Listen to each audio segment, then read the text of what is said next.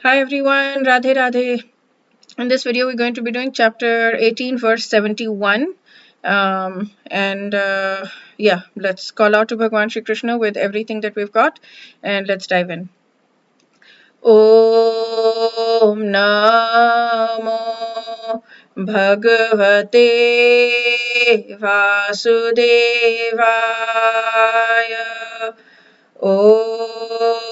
Om Namo Bhagavate Vasudevaya.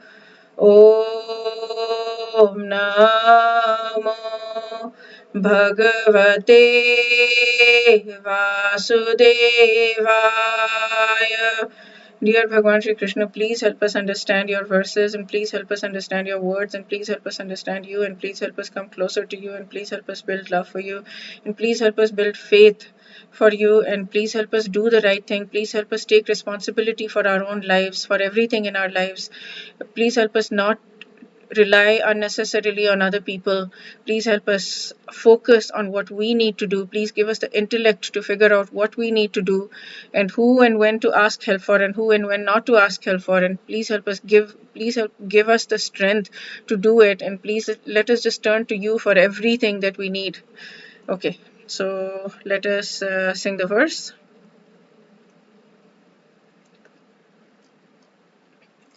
श्रद्धावाननसूयश्च शृणुयादपि यो नरः सोऽपि मुक्तः शुभालोकान् प्राप्नुयात् पुण्यकर्मणाम्. A person who listens with faith and without envy becomes free from sinful reactions and attains to the auspicious planets where the pious dwell. Now, this is a very a kind of cryptic kind of message, but there are some things that are clear. One who listens with faith. So that's very important. Someone who listens with faith and without envy. Just listening to the Gita itself. He's talking about now listening to these Gita words, right? He specifically said somebody who listens to this conversation between me and you. Someone who listens with faith and without envy becomes free from sinful reactions immediately and attains to the auspicious planets where the pious dwell. Now, which planet is this? This is probably within the universe. This is the material universe right now. There are many, many millions of universes. However many universes, but this is one universe, and we are on Bhurlok. There are 14 lokas, 14 planetary systems. The last 8 are in this disk form, and we're on the top of the disk form. And then above that is Bhuvarlok, which is here, and then Swarglok. Swarg is in like out there, and then there's Maharlok, Janalok, Tapalok, and Satyalok. I think Satyalok is where Brahma lives. It's Brahmalok also. And then there is Dhruvlok here, which is not one of the 14 planetary systems, but it is part of the material universe. So, going back to this, now he's saying, so in the 67th verse, he said, don't speak to those who are envious of the Lord, very specifically. But again, so I was asking, Prabhupada came here to the West and he spread it all over the world. And they were not devotees. They had never even heard of Krishna. And there were many people in the class who would not be devotees. So he talked about that. Sometimes a devotee of the Lord will hold open class. And in that class, not all students are devotees. So then why do you hold the open class? Because there are many people who are not envious of Krishna. They have faith in God, and if they hear about him from the bona fide devotee of the Lord, then they become free from sinful reactions. Those people, the people who hear, therefore, even by listening the Gita, even if a person does not try to become a pure devotee, even if a person does not care about becoming a pure devotee and going through all of this path that a pure devotee tries to go to, they will still become free from sinful reaction. if they hear from a pure devotee, right? That is another thing. So then where do they go to? Then he mentions here Dhruvlok. Then Dhruvlok is still in our universe. It's here.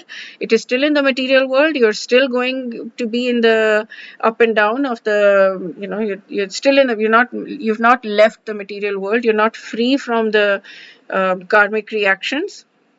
But if you go to Dhruvlok, because Dhruv is a great devotee of the Lord, he has a special planet. So probably we can from there build bhakti more. I'm not sure why he mentioned Dhruvlok, if that's a good thing, if that's a place where bhakti can be built or what.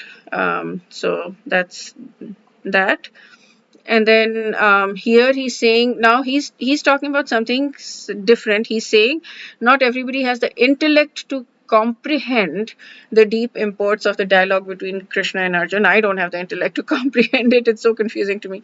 But even if people without intellect, so now he's taking it to that thing. He's saying that even if people without intellect hear it, so Shankaracharya's, they had a disciple who was not very intelligent, but he heard with great faith.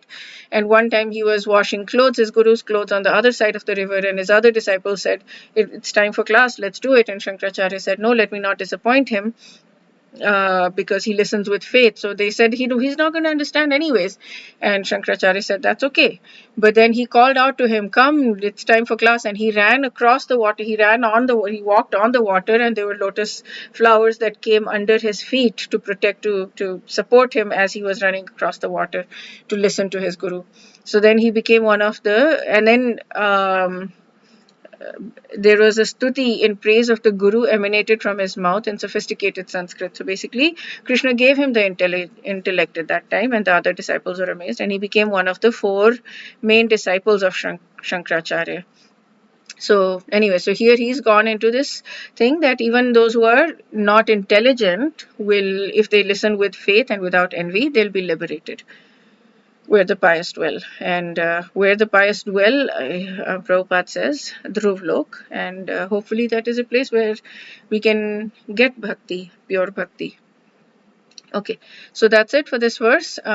Wish you a day filled with lots of strength and lots of courage and lots of motivation, lots of eagerness and lots of sincerity in order for you to follow on the path to bhakti, pure bhakti, where you attain just pure love of God. Radhe Radhe.